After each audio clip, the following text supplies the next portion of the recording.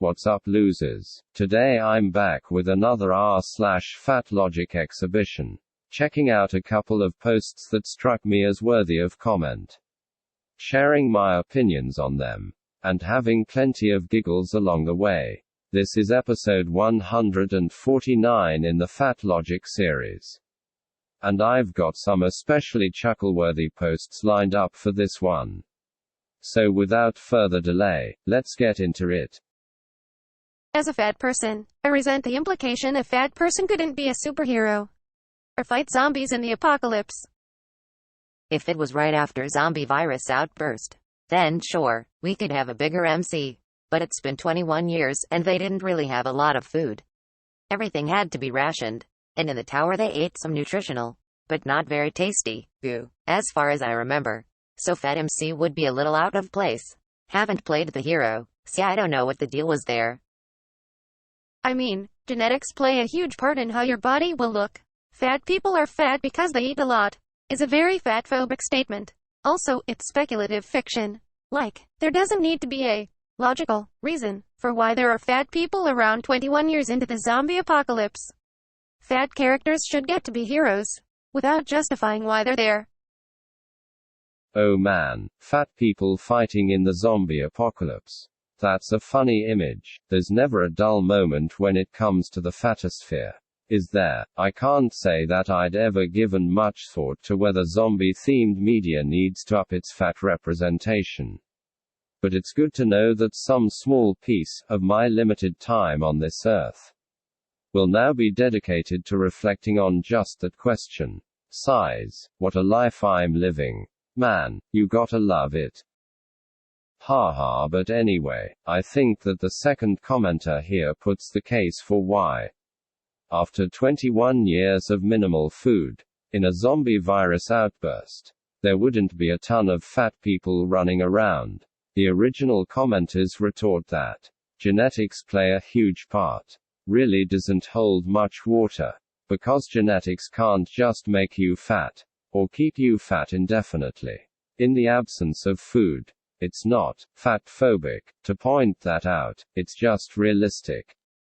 And honestly, even the poster doesn't seem very confident in this tenuous defense. Because if they were, they probably wouldn't have had to fall back on the speculative fiction argument, which, for what it's worth, I'm a good deal more sympathetic to.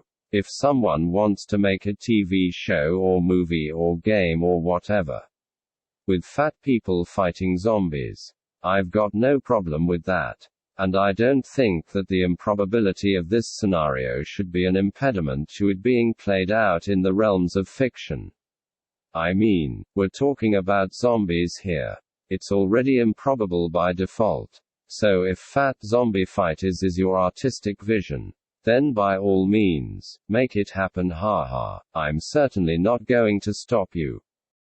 With that being said, though, I don't think that artists who leave fat people out of their zombie or superhero-related works should be attacked for it. Because as we've already established, there's a totally innocent, reasonable explanation for it, and as I always say, people are allowed to create art however they like, and if you don't like it, then don't support those artists.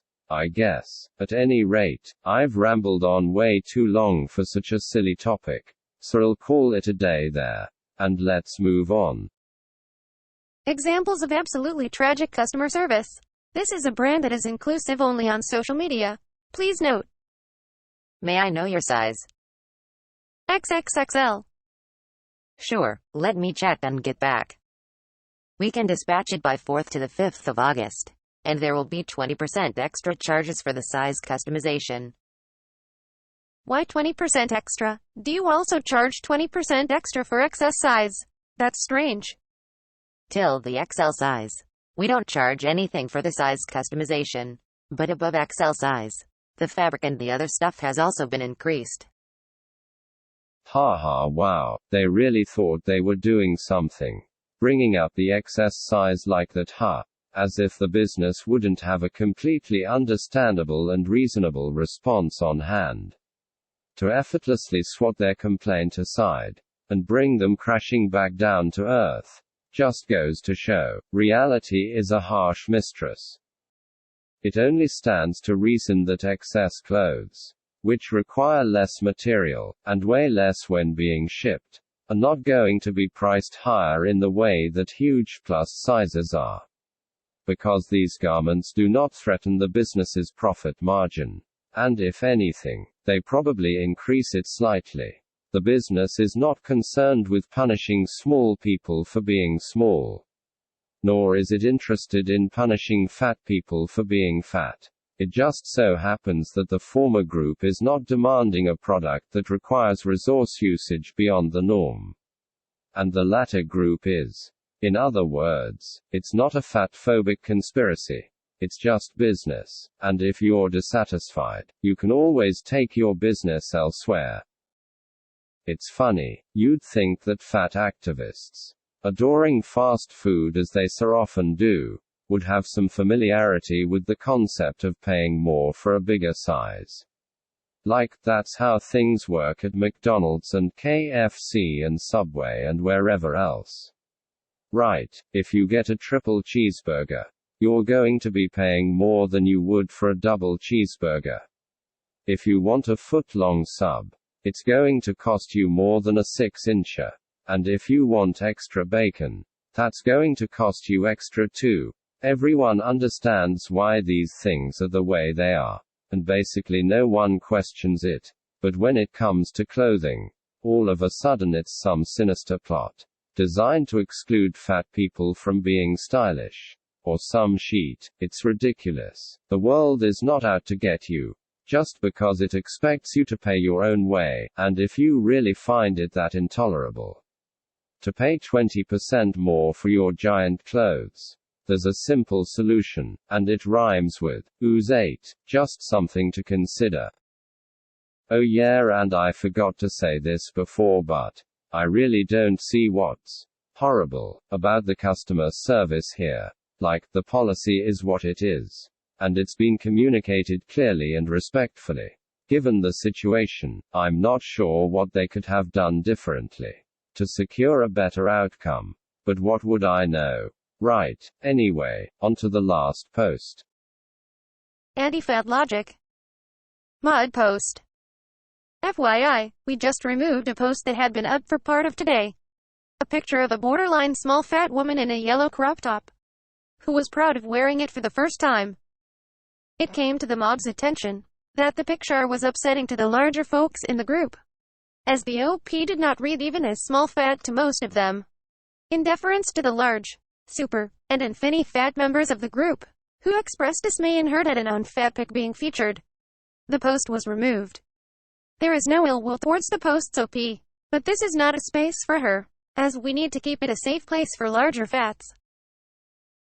Jesus Christ. It never fails to astound me just how miserable and petty some of these fat activists manage to be. Like, throwing a tantrum over a fat woman, posting a happy picture of herself in a crop top that she had only just mustered up the confidence to wear proudly in public, and getting the post removed so as to protect their feelings. Really? Fricking really? I can scarcely imagine being that pathetic. And if it wasn't so damn funny, it would probably be enough to make me weep for humanity. That people like this even exist among us.